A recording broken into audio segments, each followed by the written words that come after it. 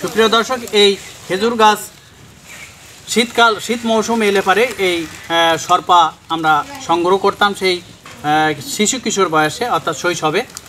এটি দিয়ে পুড়িয়ে তারপরে সন্ধ্যার পরে অন্ধকার না হলে এই হাওয়াইবাজিগুলো মজার হয় না।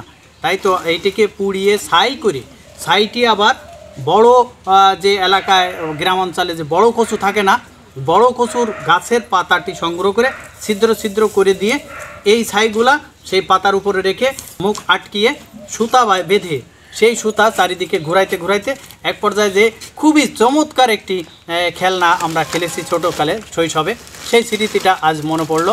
তাই তো আবার ফিরে আসলাম আমরা এই শৈশবের এই স্মৃতিটা তুলে ধরার জন্য। দেখুন দেখুন সুপ্রিয় দর্শক, কত সুন্দর মাজার মাজার সুন্দর হাওয়াইবাজি,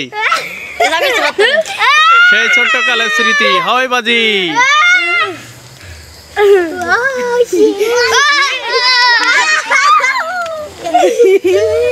হ্যাঁ করে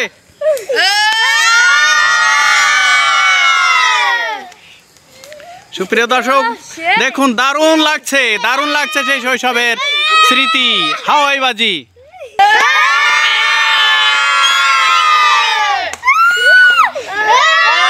ছোট ছোট ছোট ছোট ছোট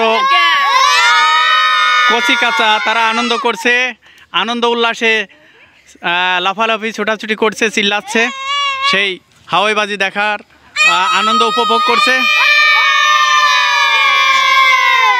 মাঝখানে একজন লোক দাঁড়িয়ে সুতা দিয়ে চারিদিকে ঘুরাইতে ঘুরাইতে, তার চারপাশ দিয়ে ঘুরাইতে ঘুরাইতে সুন্দর এই মজা, দারুণ দারুণ খেলা, দারুণ। অনেকক্ষণ ধরে এই হাওয়াইবাজিটা দেখতে পাচ্ছে। অসংখ্য লোক এসেছে এখানে, ছোট বড় অনেকে এসেছে এই হাওয়াইবাজি ছোট্টকালের স্মৃতিকে দেখার জন্য। প্রিয় দর্শক দেখুন, দারুণ লাগছে, চারিদিকে ঘোরাচ্ছে। ধন্যবাদ সবাইকে।